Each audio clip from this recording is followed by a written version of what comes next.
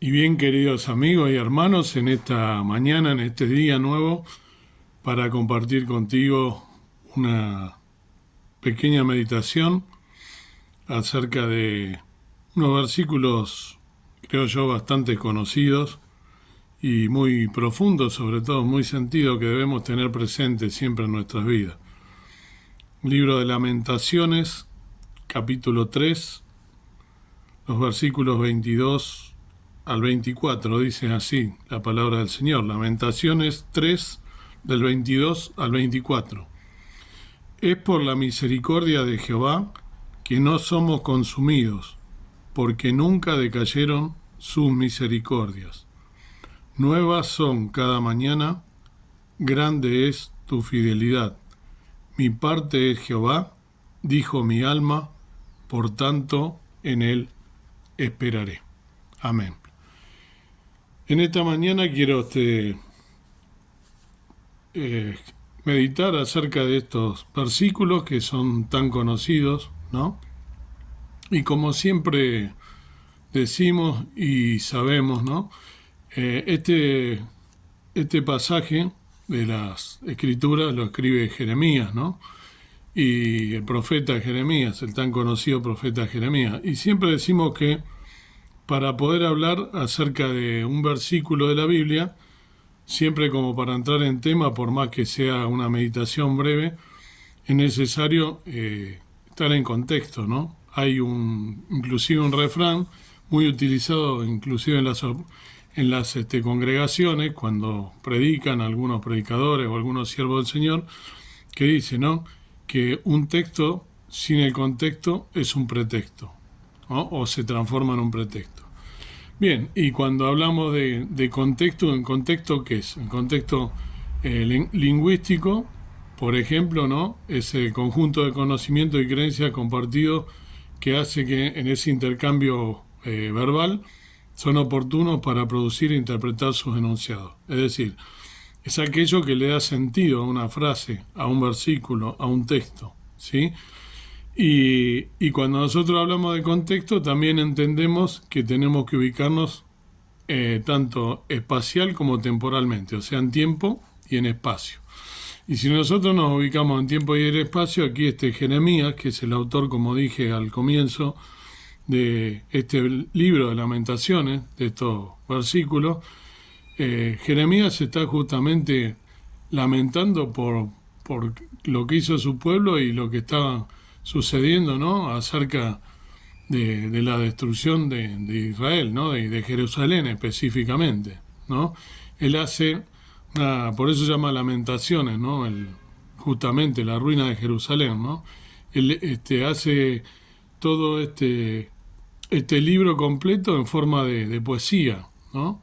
Él en los capítulos 1 y 2 lamenta el estado desolado de Jerusalén, ¿no?, luego de su destrucción por los babilónicos, ahí donde nos vamos nosotros ubicando, ¿no?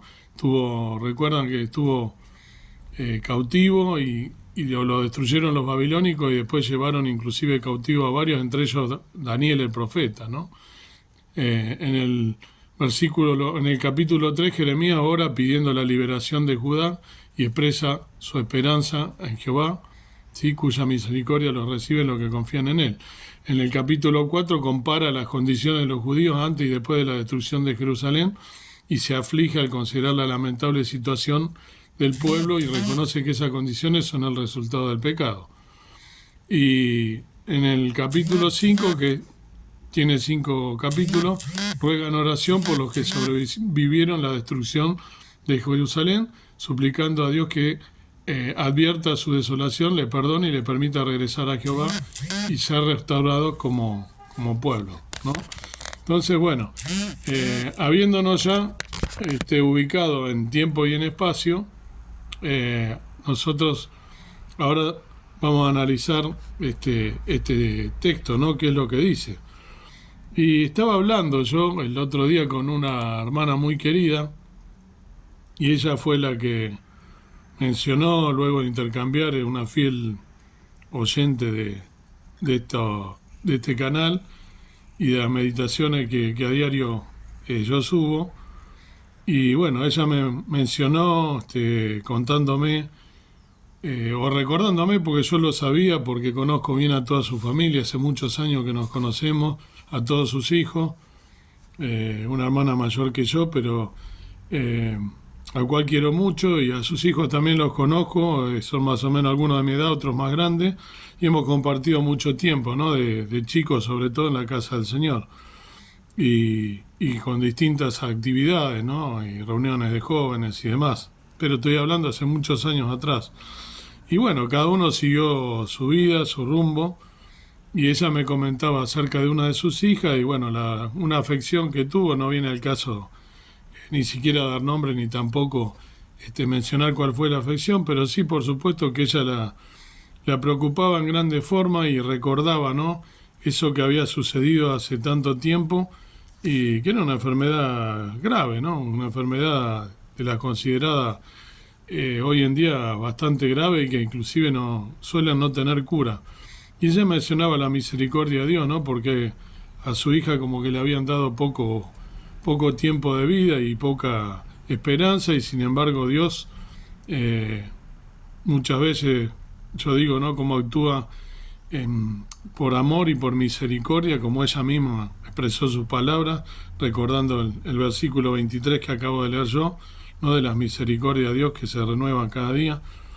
Y como ella decía que justamente con su familia, cómo había sido misericordiosa, a pesar de que uno muchas veces tiene pruebas, dificultades en este camino de este mundo, puesto en maldad, y de este mundo en aflicción, y de este mundo que vamos a pasar siempre dificultades, por más que seamos hijos de Dios. Nadie dijo que eso nos libre de pasar algunas cosas. La diferencia es que uno, siendo hijo de Dios, siendo un renacido, lo puede hacer acompañado de Dios, y siempre estar acompañado de Dios, de su palabra. Siempre tenemos la salida porque estamos en oración, pues podemos contar con la contención de otros hermanos en oración, y la oración es poderosa y obra inclusive milagros. Entonces, eso es lo que recordábamos con ella, ¿no? En un intercambio de mensajes de WhatsApp. Así que qué importante, ¿no? Que es sobre todo tener en cuenta a nuestro Padre Celestial cada mañana en agradecimiento por esas misericordias, ¿no? Y aquí justamente el profeta Jeremías, en este versículo que leí del capítulo 3 de Lamentaciones, está diciendo, ¿no? Que por la misericordia de Jehová que no somos consumidos, porque nunca decayeron sus misericordias. Acá se está refiriendo a la expresión está consumido, ¿no? Y sabemos que el Antiguo Testamento está escrito en idioma hebreo, ¿no? En el idioma que hablaba nuestro Señor Jesús, aunque a veces también hablaban en arameo, pero está escrito en el hebreo, ¿no? Que los judíos lo entendían, los judíos de la antigüedad, ¿no? Y del Señor Jesús también, por supuesto.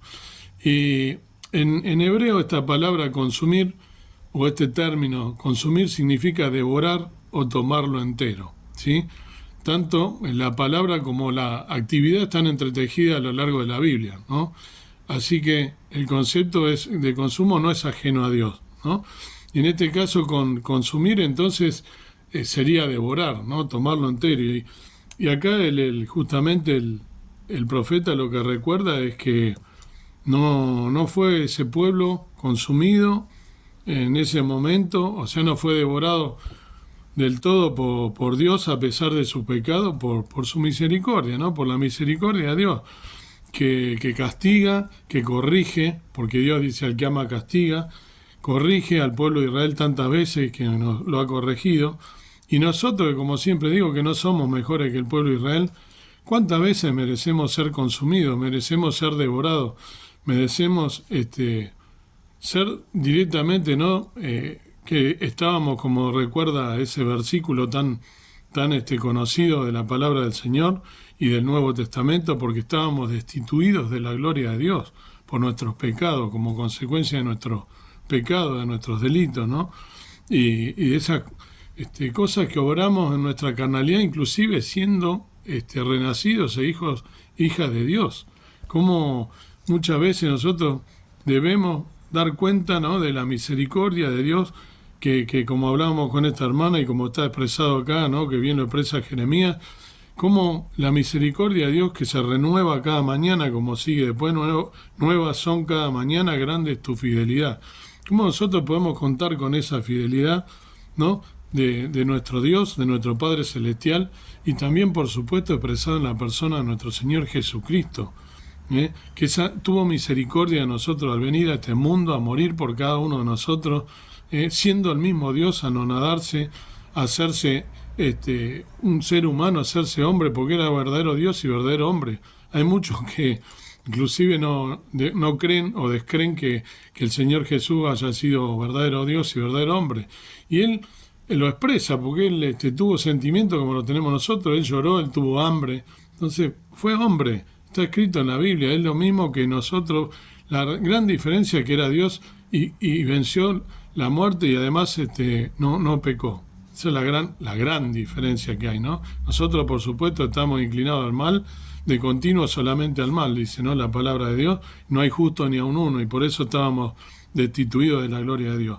Y a través de esa misericordia de nuestro Señor Jesucristo, ¿no? Que se renueva cada mañana, Él nos salvó entregando su vida en la cruz del Calvario, muriendo por cada uno de nosotros, tomando nuestro lugar y deshaciendo los pecados. Y aceptando nosotros la obra de nuestro Señor Jesús en la cruz del Calvario, fuimos redimidos por fe, por gracia, somos salvos por medio de esa sangre preciosa. Aceptando a Cristo como nuestro Salvador, nos convertimos en hijos e hijas de Dios y tenemos asegurada la vida eterna. No por nuestros méritos, porque vuelvo a repetir, cada día debemos pedirle perdón a Dios por nuestras acciones equivocadas, inclusive nuestros malos pensamientos, nuestros malos hábitos, nuestras omisiones, y hasta inclusive a veces nuestra falta de fe. Sea la condición que fuera, debemos pedirle perdón y debemos implorar esa misericordia y debemos agradecer esa misericordia, como acá lo hace y lo recuerda el profeta Jeremías expresamente. Así que debemos tener en cuenta esto. Y el hecho de ser consumido, también en la palabra de Dios se suele hacer una acepción de esa palabra consumido, ¿no? Lo dice, por ejemplo, docenas de versículos, describen a Dios como un fuego consumidor. Uno de los versículos en que se lo representa como un fuego consumidor está en el libro de Hebreos, ¿no? Hebreos 12:29. En Hebreos 12:29 nos dice la palabra del Señor, porque nuestro Dios es fuego consumidor. Fíjense, y es un fuego consumidor que consume las ofrendas, consume las personas, consume la fortaleza de los enemigos, los alimentos, toda la tierra. Él, por anhelar todos sus preceptos, es un fuego consumidor. Dios quiera que nos consuma ese fuego abrasador de Dios y de su palabra, que seamos consumidos por el deseo de abrazar su palabra, que seamos consumidos, ¿no? En el celo de anhelar, ¿no? Los preceptos del Señor Jesús, de su palabra, de sus designios, de tener en nuestra vida a Dios como precepto, de seguir sus mandamientos, de guardar su palabra, de no negar su nombre, todo este tipo de cuestiones que debemos tener nosotros tan presente cada uno de nuestros días, cada uno de los días de nuestra vida, que nosotros tengamos que vivir aquí hasta que el Señor nos llame o hasta que venga, que estamos prácticamente nosotros seguros de que somos la última generación por todo lo que se está dando y que nos encuentre Él estando, como siempre decimos, velando y orando en todo tiempo. Entonces, en lugar de desempeñar nosotros un papel de consumidores, la palabra consumidor viene de consumir, ¿no? De consumir mercadería, comprar cosas. Ojalá que ese consumir estemos llamados a consagrarnos al Dios que nos consume, como decía recién, para su propósito. Otra forma de describir estar llenos del Espíritu es ser consumidos por ese Espíritu, por el Espíritu Santo de Dios, ¿no? Cuando las vidas se entregan por completo en las manos de un Dios santo, nuestra identidad ya no está determinada por lo que tenemos, ¿no? Por lo que nosotros deseamos o por el tamaño de las arcas, de lo que nosotros tengamos, de nuestra plata. Por el contrario, nuestra identidad vuelve a estar enraizada en nuestra vocación como portadores de la imagen de Dios en este mundo. Nuestra vida toma la forma del Señor Jesús, que se despojó de sí mismo en lugar de la del consumidor que se gratifica a nosotros mismos. Ojalá que podamos ser consumidores de su palabra, como dije, de ser consumidores de sus cosas, de sus hábitos, de sus prácticas, de la práctica de su palabra, y que podamos de esa manera también estar agradecidos y siendo hijos e hijas que realmente Él se sienta contento, que seamos un perfume, que le hacemos un perfume suave, nosotros con nuestra vida sobre todo. Y el último versículo que leí dice, ¿no? Mi parte es Jehová. Ojalá que sea esto realmente en nosotros una realidad. Mi parte es Jehová. Que nosotros deseemos en ser consumidos por ese Espíritu Santo y que nuestra parte sea diariamente Jehová. Dijo mi alma, expresaba acá el profeta. Mi parte de Jehová, dijo mi alma, por tanto en él esperaré. Fíjense qué hermosa frase, que sea una realidad en nuestras vidas, ¿no? Ese es el deseo, por eso quería compartirlo hoy. Que mi parte, que nuestra parte sea Jehová, que estemos pensando que nuestra mente, nuestro corazón y nuestra vida desee, que nuestra alma desee, que nuestra parte sea Jehová, y que por tanto en él esperemos, que más allá de las circunstancias que estemos atravesando, que esperemos en él, porque como leíamos en el versículo anterior, grande es su fidelidad, por lo cual nosotros cuántas veces le fallamos a Dios, ¿no? Cuántas veces le fallamos a un hermano, cuántas veces pensaba, ¿no? Cuando hablaba de esto de fidelidad, cuántas veces nosotros, lo dije en un video hace un tiempo atrás, que el pastor de la congregación a la cual asisto yo, él decía que no debemos tratar de decir, muchas veces nosotros decimos a un hermano que está pasando, nos cuenta algo y decimos, voy a orar por vos. Y a veces después no oramos por él. Entonces estamos fallando. Fíjese que nuestra fidelidad falla porque somos falibles, porque nuestras ocupaciones, nuestras preocupaciones, las cosas que nosotros ocupan nuestra mente, en vez de ocupar que sea nuestra parte de Jehová, ocupa mente otra cosa. Por eso no debemos decirle a un hermano o a una hermana voy a orar si no nos comprometemos de verdad en oración. Porque dije, no debemos menospreciar la oración ni el poder que tiene la oración.